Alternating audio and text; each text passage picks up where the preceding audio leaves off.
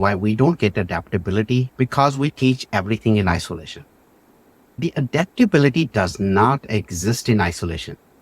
We human do not come in pieces. We come as a package. And we are multi-dimensional, multi-faceted package.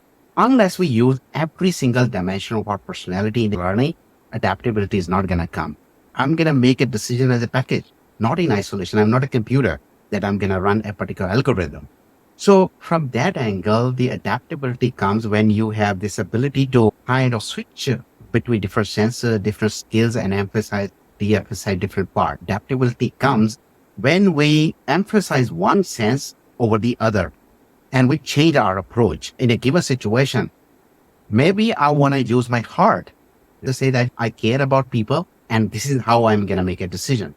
In another situation, I say this doesn't make a business sense because we are losing money. I'm going to use some logic here and maybe I will draw upon some research from somewhere that we shouldn't do this strategy.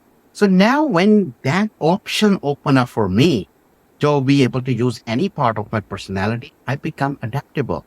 Adaptability comes when all dimensions, all element of my personality is going to work in sync. And then I can emphasize or de-emphasize some part depending upon what kind of decision I'm making. The example I just gave you, what happened in that example, not only their emotions, their body, their soul, their mind, their heart, everything is involved. When they stand on the podium and they get grilled by workout CEO, their heartbeat goes up. It's not just emotion, it's all senses involved. That's how I see adaptability.